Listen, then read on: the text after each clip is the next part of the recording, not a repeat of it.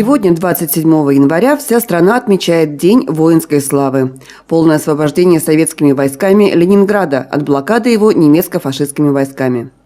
О том, сколько миллионов человеческих жизней унесла блокада, не берется точно сказать никто.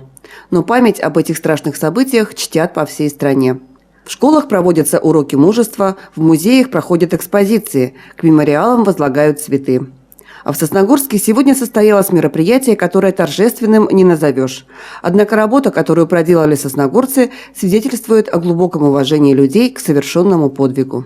Иван Павлович Пироженко, машинист паровоза, почетный железнодорожник и человек, чья бригада провела первый поезд в блокадный Ленинград 7 февраля 1943 года. Речь идет о той самой железной дороге, которую называли коридором смерти. Она была построена в нечеловеческих условиях. Суровая зима, близость передовой, с которой велись регулярные обстрелы. Но желание помочь осажденному городу придавало сил.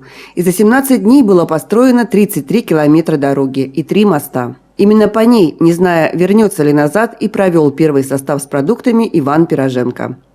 Послевоенная судьба забросила героя в наши края. Работал в локомотивном депо Сосногорск с 47 по 61 год.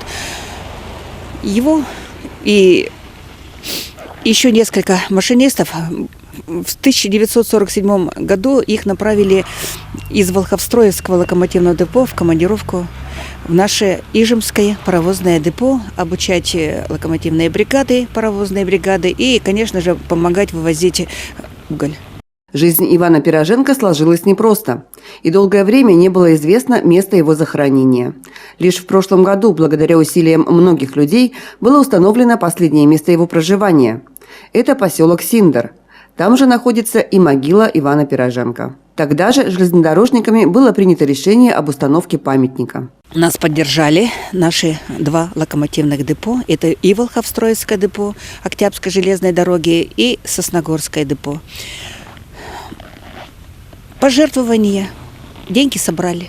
Деньги собрали благодаря локомотивным бригадам обеих депо. Ну и ветераны, конечно, приняли участие в сборе денег. На собранные средства в одной из сосногорских мастерских был изготовлен памятник. Молодой мастер подошел к этому процессу с большой ответственностью. Перед тем, как делать эскиз для этого памятника, я изучил всю историю, то есть все его и награды, и сам его подвиг. Конечно, да, эта история такая впечатляющая. Очень мало материала было, то есть самих фотографий очень мало, и приходилось как-то рисовать по нескольким фотографиям, то есть чтобы человек был максимально похож. И также саму форму, медали, то есть это тоже мы все узнавали, какие медали, все, что у него было, то есть также наносили на камень.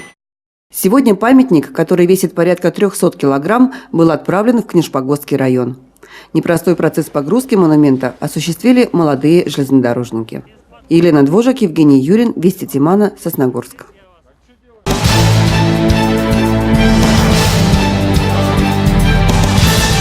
Открылся бал, кружась летели читы молодые за читой. Одежды роскошью блестели, а лица свежей красотой. Именно так в свое время описывал сие торжество известный классик.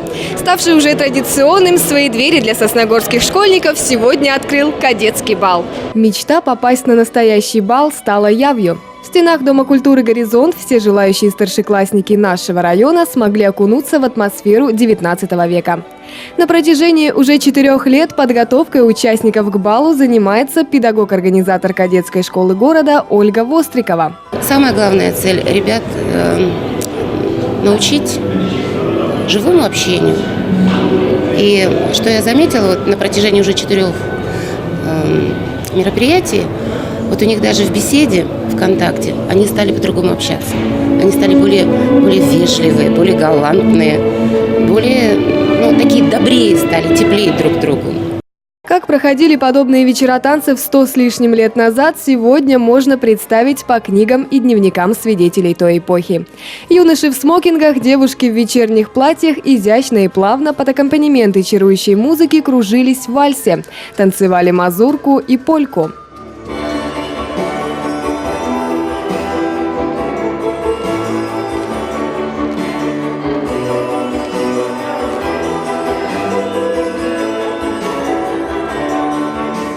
Свои умения в танцах в этот день показали все.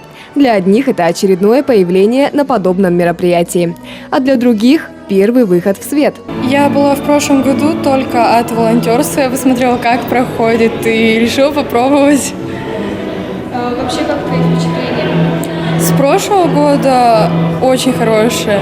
Много разных танцев, много разных игр. И с наших репетиций, которые проходили, еще больше впечатлений. Впечатления хорошие, позитивные. Научился танцевать. Разные танцы с 19 века. И вообще очень весело провожу время. Много новых друзей нашел. Партнершу симпатичная. Сосногорские старшеклассники в очередной раз доказали, что они могут похвастаться не только отличной физической формой, но и воспитанностью, галантностью и отточенными изящными манерами. Как скоро завершился бал, лишь лунный свет в пустынном зале. Довольные и получившие максимальное удовлетворение от хореографических па и светских бесед дамы и кавалеры разошлись по домам, ожидая, что в скором будущем смогут еще раз принять участие в подобном грандиозном событии. Влада Гришаева, Павел Дурников, Вести Тимана, Сосногорск.